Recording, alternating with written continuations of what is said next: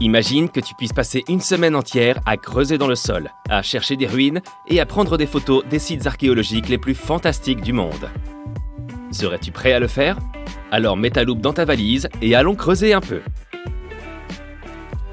Quand on est à Rome, on vit comme les Romains. C'est-à-dire qu'on se promène dans la ville en trébuchant à chaque pas sur des ruines antiques. Donc tu te balades sur la colline de l'Esquilin par un après-midi ensoleillé. Tu viens de finir ta 3e glace quand tu la vois soudain. La magnifique Domus Aurea, ou pour ceux qui ne parlent pas latin, la maison dorée. L'empereur romain Néron a ordonné la construction de cet immense palais en 64 après Jésus-Christ. Les travaux se sont terminés en 68 après Jésus-Christ. Au fait de sa gloire, elle occupait une surface 3 fois plus grande que la cité du Vatican. Le bâtiment a été décoré de feuilles d'or, de pierres semi-précieuses et de dizaines de fresques. Le palais comptait plus de 300 pièces, dont certaines donnaient sur un magnifique vignoble et un bois bruissant d'animaux. Il contenait aussi une énorme statue de 30 mètres de haut de Néron lui-même. La salle octogonale était la plus grande construction du palais. À l'origine, c'était une salle de banquet, avec des cascades tout le long des murs du fond. La salle tournait autour de son axe jour et nuit, tandis que d'en haut tombaient constamment des pétales. Les successeurs de Néron ont dépouillé tout le palais de ses matériaux. Aujourd'hui, les touristes peuvent visiter la structure principale et, bien sûr, la salle octogonale. Elle a été excavée et tu la reconnaîtras facilement même avec ses murs dénudés. Après avoir traversé la moitié du globe en avion, nous voilà au cœur de la jungle cambodgienne. Heureusement que tu as apporté ton spray insecticide, les moustiques deviennent littéralement fous dans ce climat tropical. Cachée au milieu de la forêt se trouve la ville d'Angkor. C'était la capitale de l'Empire Khmer entre le 9e et le 15e siècle. Pour info, le mot Angkor signifie capitale en langue khmer. La ville était l'une des plus grandes du monde à l'époque pré-industrielle. Les chercheurs affirment que près d'1 million de personnes y vivaient. Aujourd'hui, Angkor attire des visiteurs du monde entier en raison de son architecture étonnante. Tu reconnaîtras le style khmer à l'utilisation d'énormes blocs de grès.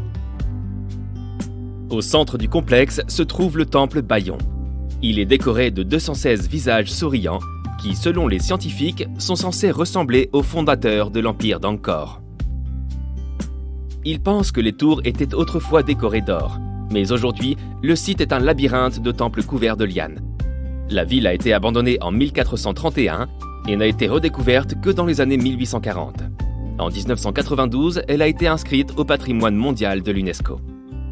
Les États-Unis ne sont pas nécessairement synonymes de ruines, mais en voici une. Dans l'état montagneux du Colorado, se trouve l'ancien lieu de résidence des Anasazi. Dans tout le parc national de Mesa Verde, on trouve plus de 600 habitations, construites sur les falaises par les Anasazi dans les années 1190. Le Cliff Palace comptait à lui seul plus de 150 pièces. C'était un bâtiment à plusieurs étages fait de grès et de mortier de boue. Pour arriver à la maison du balcon, les visiteurs doivent grimper une échelle de 10 mètres. De là, tu pourras voir un village de taille moyenne, composé de 38 pièces et de 2 kivas. Les kivas sont des chambres traditionnelles construites par les Anasazi à des fins cérémonielles. En 1300, les Anasazi ont cessé de vivre dans la région de Mesa Verde. Heureusement, le site est maintenant ouvert aux visites. Si tu aimes les paysages aux couleurs de terre cuite, tu es au bon endroit. La ville de Petra est une merveille du monde antique. Située dans le désert de Jordanie, la ville était un haut centre commercial au IVe siècle avant Jésus-Christ. Les Nabatéens, un peuple arabe ancien, vivaient dans la ville rose et ont prospéré pendant de nombreuses années, accumulant une grande quantité de richesses. Ils ont inventé un système innovant pour que l'eau y circule et ont ainsi rendu la région habitable. La structure, en forme de porte sculptée dans la roche, est célèbre. On la surnomme le trésor du pharaon. Elle se trouve à l'entrée principale du site et on dit qu'un trésor caché se trouve en dessous.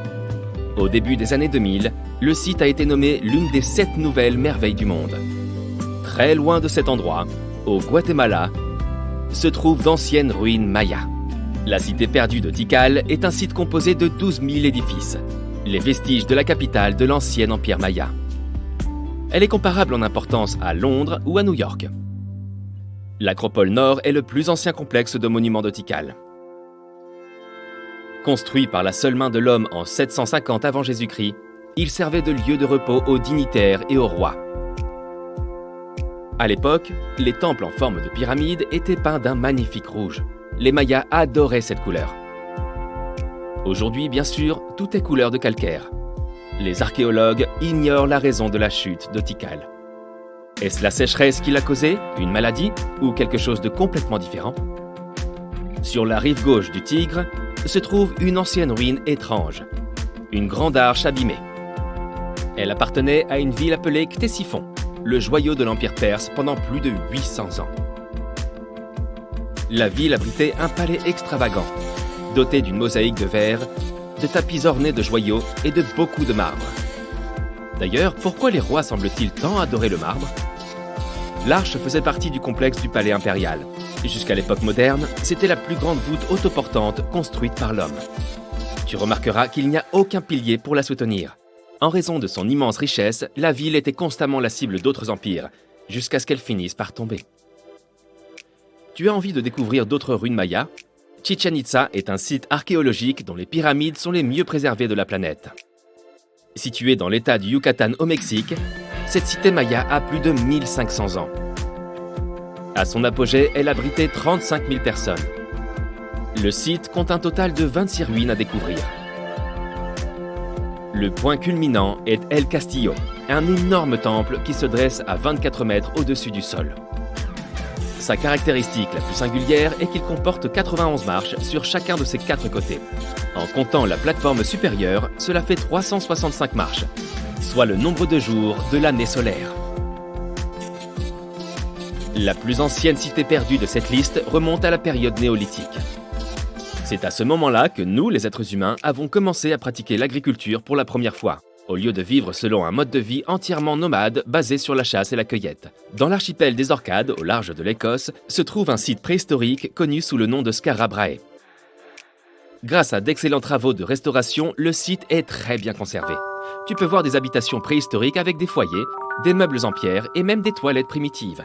Les chercheurs ont aussi trouvé des symboles runiques sur le site, ce qui signifie qu'il est possible qu'il se soit essayé à une forme d'écriture. Ah, la Grèce. Quelqu'un veut de la feta? Nous voilà arrivés au cœur des cœurs de l'archéologie. Mais aujourd'hui, nous explorerons un site en particulier, le colosse de Rhodes.